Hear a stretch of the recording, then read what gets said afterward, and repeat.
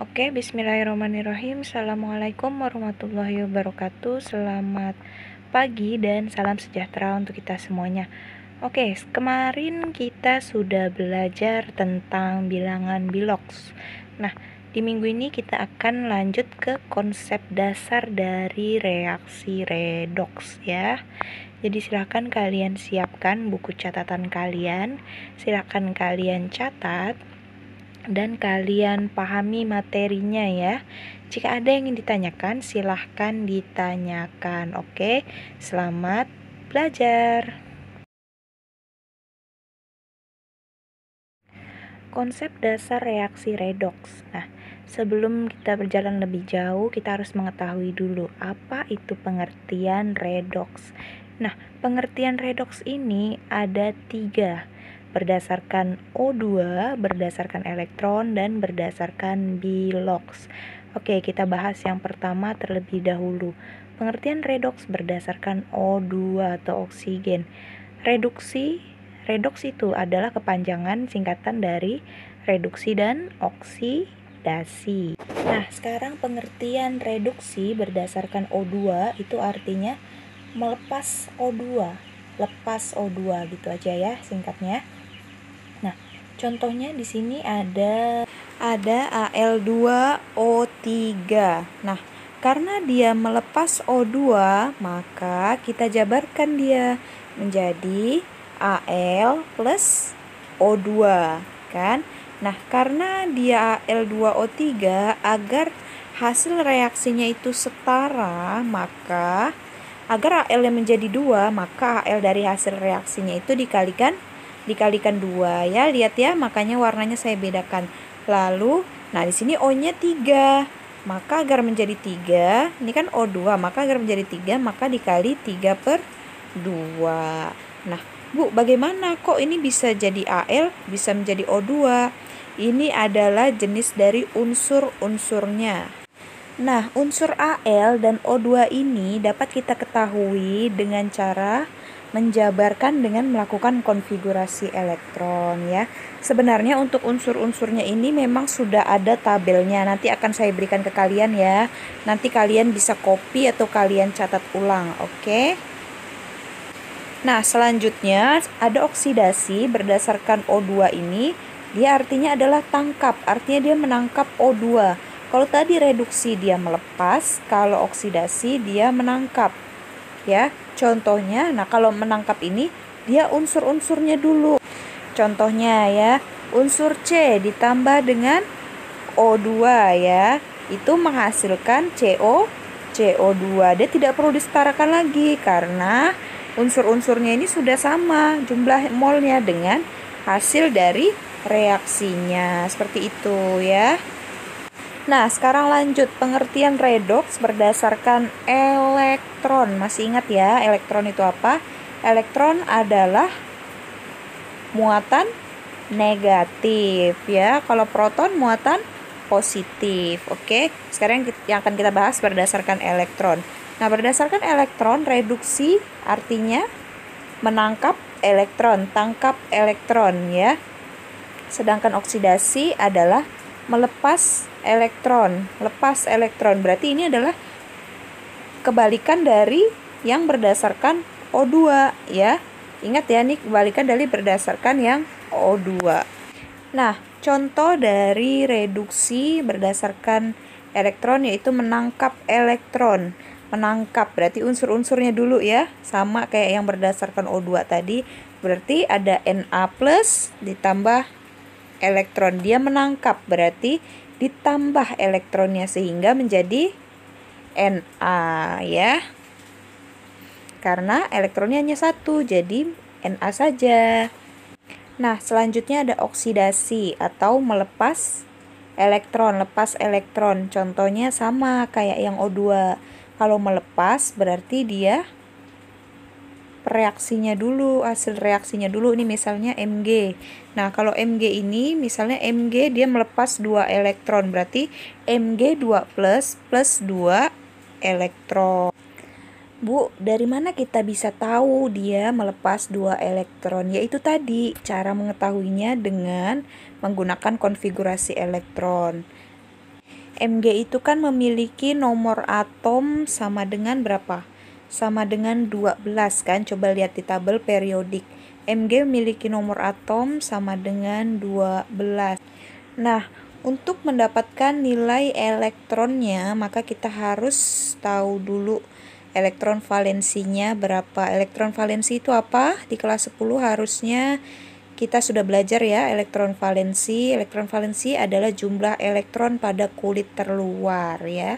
Sambil kita mengingat kembali, oke, cara mencari konfigurasi elektron berarti 12 konfigurasi elektronnya adalah 2, 8, agar menjadi 12, jadi ditambah berapa lagi? 2 sama 8 sudah 10, berarti kurang 2. Nah, 2 inilah yang merupakan elektron valensi dari Mg. Nah, berarti jumlah elektronnya adalah 2. Dia harus melepaskan 2 elektron. Agar ikatan pada atomnya itu kovalen ya. Jadi seperti itu. Nah, bisa juga kok kita nggak perlu cari lewat konfigurasi elektron, itu ada tabelnya. Nanti akan saya berikan ke kalian ya. Silakan kalian copy ataupun kalian catat. Oke? Nah, agar kalian tidak lupa dengan pengertian untuk mencari redoks berdasarkan O2 dan elektron, saya ada tips dan trik cara mengerjakannya ya. Jadi seperti ini. Oke, ditangkap. Coba kalian tulis dulu, oke, ditangkap. Lalu di bawahnya kalian tulis, oke, elek, dilepas. Ya. Nah, untuk yang oke, ditangkap itu oksidasi. Bawahnya kalian tulis oksidasi, oksigen ditangkap. Berarti oksidasi pada berdasarkan oksigen O2 itu cara mencarinya adalah ditangkap. Ya. Lalu oke, elek, dilepas. Ingat ya. Nah, oke berarti oksidasi, elek, elektron, berarti oksidasi pada elektron, pada berdasarkan elektron itu dilepas cara mencarinya ya. Nah, dari trik ini kan kita sudah tahu cara mencari oksidasi berdasarkan O2 dan berdasarkan elektronnya itu bagaimana, kan kita sudah tahu. Sehingga untuk mencari reduksinya ya tinggal kita kebalikannya saja, seperti itu ya. Nah, selanjutnya ini berdasarkan Bilox. Pengertian redoks berdasarkan Bilox. Di minggu lalu kita sudah belajar tentang Bilox ya. Dan saya harapkan kalian semuanya sudah paham. Nah, kalau berdasarkan Bilox, reduksi itu artinya Bilox turun. Sedangkan oksidasi artinya Bilox naik. Nah, contoh ya. Terdapat MnO4, muatannya negatif nih, menghasilkan reaksi Mn2+. Nah, berarti Bilox untuk Mn2+ kalau sesuai dengan muatannya berapa? Plus 2 ya. Nah, ini berarti Mn yang MnO4, Mn-nya kan nggak diketahui nih, tapi diketahui ini muatannya negatif, berarti sama dengan negatif 1, kemudian sini ada O. Ada O, berarti O itu nilai Biloxnya berapa kemarin? -2. Karena jumlah atom O-nya ada 4, berarti -2 dikalikan 4, jadi -8. Nah, dari sini kita bisa dapat nih nilai Bilox dari Mn-nya. Berarti -8 sama dengan -1. Agar menjadi -1 berarti plus 7. Nah, sekarang kita tarik garis. Mn ketemu dengan Mn. Mn pada pereaksi ketemu dengan Mn pada hasil reaksi. Dari plus 7 menjadi plus 2. Dia turun atau naik? Turun ya, berarti dia adalah reduksi. Jadi seperti itu cara mencarinya ya. Selanjutnya untuk contoh oksidasi. Oksidasi ini Bilox naik. Contohnya ada Mg. Mg kemudian unsurnya adalah Mg2+ ditambah 2 elektron. Ini berarti dia melepas ya. Nah, Mg dia hanya unsur, berarti nilainya 0. Kemudian Mg2+ memiliki muatan 2+, berarti hasilnya plus 2. Nah, sekarang kita tarik garis. Mg ketemu Mg. Mg pada hasil reaksi bertemu dengan Mg pada pereaksi. Itu dari 0 ke plus 2. Itu naik atau turun? Nah, naik. Naik ya, berarti itu adalah oksidasi. Sampai di sini sudah cukup jelas ya, saya rasa. Nah, tadi kita sudah belajar pengertian redoks berdasarkan O2, berdasarkan elektron, dan berdasarkan biloks. Nah, sekarang kita belajar reaksi redoksnya ya. Ini benar-benar nih reaksi redoksnya. Sekarang coba kita tulis dulu reaksi redoks yang saya tulis pakai ballpoint warna hitam ya. Ada Mg plus HCl menghasilkan MgCl2 plus H2. Coba kalian tulis dulu ya. Nah, setelah kalian tulis, coba kita lihat. Sudah setara atau belum antara pereaksi dan hasil dari reaksinya? Coba kita cek. Di bagian hasil reaksi, Mg-nya 1. Di sisi kanan ya, Mg-nya 1. Di sisi kiri, Mg-nya 1. Berarti tidak perlu disetarakan, sudah sama ya. Yang selanjutnya, di sisi sebelah kanan, Cl-nya 2. Berarti di sini koefisiennya harus dikalikan 2. Nah, di sisi kanan, H-nya H2. Berarti udah ya, berarti udah betul ya, ini dikalikan 2 di koefisien bagian depannya, berarti sudah setara. Selanjutnya kita cari biloksnya. Yang mudah saja, kita pakai cara biloks ya. Pengertian biloks. Mg ini adalah biloks dari unsur ya atau senyawa, nilainya 0. Kemudian H di sini berapa nilainya biloksnya? Plus 1. Lalu pada sisi kanan ada MgCl2. Nah, MgCl2 ini adalah sebuah unsur, berarti sama dengan 0 ya, sama dengan 0 dengan Cl2-nya itu nilainya adalah negatif 1 ya. Negatif 1 karena Cl2 ada 2, berarti negatif 1 dikali 2. Jadi min 2. Maka nilai Mg-nya adalah agar menjadi 0 plus 2. Lalu H2 berapa nilainya? Karena dia sebuah unsur jadi nilainya 0. Nah, barulah kita tarik garis yang Mg dengan yang Mg, yang H dengan yang H. Nah, yang Mg dari 0 menjadi positif 2, dia naik. Kalau naik, kalau sesuai biloks tadi apa? Oksidasi.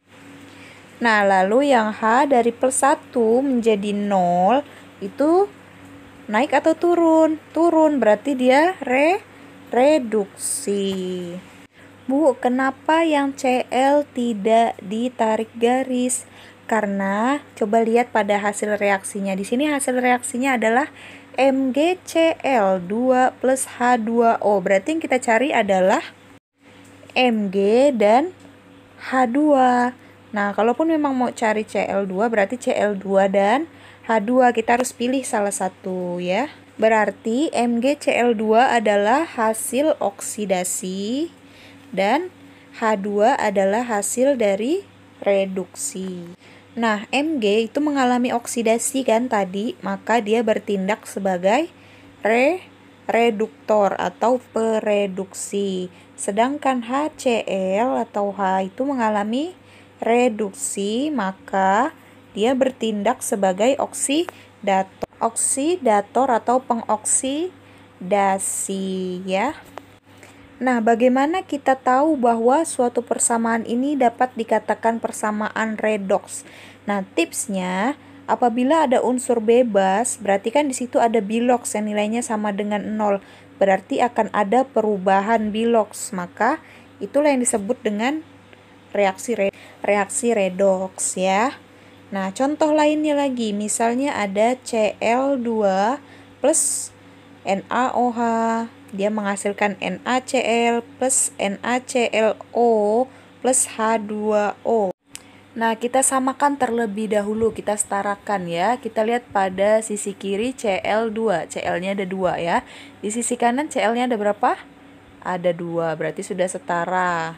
Lalu ada NaOH di sisi kiri ya. Di sisi kanan Na-nya ada 2, lalu O-nya ada 2 dan H-nya juga ada 2. Berarti di sisi kanan itu harus dikalikan 2 agar dia menjadi setara. Nah, sekarang sudah setara, lalu kita cari biloxnya. Nah, untuk Cl2 merupakan unsur ya, unsur bebas, berarti biloxnya 0. Nah, selanjutnya ada NaCl. Na itu plus 1, maka Cl-nya di sini jadi min 1. Nah, di sini NaCl lagi. NaCl, Na-nya plus 1, O itu min 2, maka Cl-nya plus 1. Nah, sekarang tinggal kita tarik garis ya. Cl pada reaksi bertemu dengan Cl pada hasil reaksi. 0 ke min 1, dia turun pada pengertian bilox, berarti reduksi. Nah, lalu kita ambil Cl2 yang pertama juga, yang di bagian kanan itu. Kita tarik garis pada Cl yang selanjutnya, yang NaClO. Dari 0 menjadi positif 1, dia naik ya pada bilangan, pada pengertian bilox, berarti dia oksidasi. Nah, apabila bertemu kasus seperti ini, yang mana Cl-nya ini bisa 2 kali ditarik garis seperti ini ya, kita lihatnya. Nah, maka Cl2 ini bertindak sebagai oksidator dan reduktor, atau disebut juga dengan redoks, autoredoks, atau disproporsionasi ya. Kalau seperti ini kasusnya, ini disebut dengan autoredoks atau disproporsionasi. Seperti itu. Nah, selanjutnya contoh ada golongan 7A ya. Itu ada apa saja? Ada yang ingat? Itu ada F, Cl, Br, I, dan At. Nah, ini golongan 7A ini memiliki bilox maksimum dan bilox minimum. Yang mana pada bilox maksimum berdasarkan dengan golongannya 7A ya, berarti nilai maksimumnya adalah plus 7 ya. Karena dia maksimum, artinya dia tidak bisa naik, hanya bisa turun ya. Berarti dia hanya bisa direduksi saja. Oke, sampai di sini dipahami dulu. Nah, selanjutnya untuk bilox minimumnya itu berarti ada golongan dikurangi 8. Mengapa 8? Karena 8 ini adalah jumlah maksimum dari suatu atom ya. Jadi golongan dikurangi 8 berarti golongan berapa ini tadi? Golongan 7. Berarti 7 plus 7 dikurang 8 berarti min 1. Berarti bilox minimumnya itu adalah min 1. Nah, karena dia minimum, dia tidak bisa turun. Dia hanya bisa naik. Berarti dia hanya bisa dioksidasi saja ya. Nah, contohnya ada bilox positif 3. Sorry ya, itu bukan bilox, misalnya ada muatan positif 3. Ini biloxnya jangan ditulis ya, muatan positif 3. Nah, positif 3 ini itu berada di antara bilox maksimum dan bilox minimum, ya kan? Dia di antara plus 7 dan di antara negatif 1. Nah, maka dia disebut dengan autoredoks. Jadi dia itu bisa naik, bisa juga turun nilainya. Sehingga triksnya itu autoredoks itu dapat dikatakan autoredoks jika biloxnya di antara nilai bilox minimum dan nilai bilox maksimum. Seperti itu ya. Nah, contoh dari beberapa unsur berikut ini yang manakah yang merupakan autoredoks? Di sini ada HClO4, ada HClO, ada HCl, ada Cl2. Nah, coba kita cari biloxnya dulu. HClO4, O itu biloxnya min 2. Min 2 dikali 4, min 8. H itu plus 1 ya. Maka Cl-nya adalah agar menjadi 0 ya. Ini adalah senyawa. Jadi, Ada min 8, ada plus 1. Agar menjadi 0, maka CL-nya adalah plus 7. Plus 7 tidak terletak di antara bilog maksimum dan tidak terletak di antara bilog minimum, maka dia bukan auto redox. Nah, yang auto redox itu yang mana? Yang CL2. Nah, HClO dan HCl silakan kalian pahami sendiri ya. Yang CL2, mengapa dia 0? Karena dia unsur bebas. Bilogs dari unsur bebas adalah 0. 0 terletak di antara bilogs minimumnya min 1 dan di antara bilog maksimum plus 7. Maka dia disebut dengan auto redox. Sampai di sini sudah paham ya? Oke, itu dia tadi materi untuk hari ini. Silahkan kalian pelajari lagi ya. Saya mohon maaf kalau misalnya materinya tulisannya kurang jelas. Sebenarnya saya mau buat PowerPoint tapi laptop saya sedang rusak, jadi saya minta maaf ya, saya bisa buatnya seperti ini dulu gitu, ala kadarnya saja terlebih dahulu ya. Saya harap bisa kalian pahami. Jika ada yang ingin ditanyakan silahkan ditanyakan ya. Kurang lebihnya saya mohon maaf. Oke, wabillahi taufik walhidayah. Wassalamualaikum warahmatullahi wabarakatuh. Terima kasih.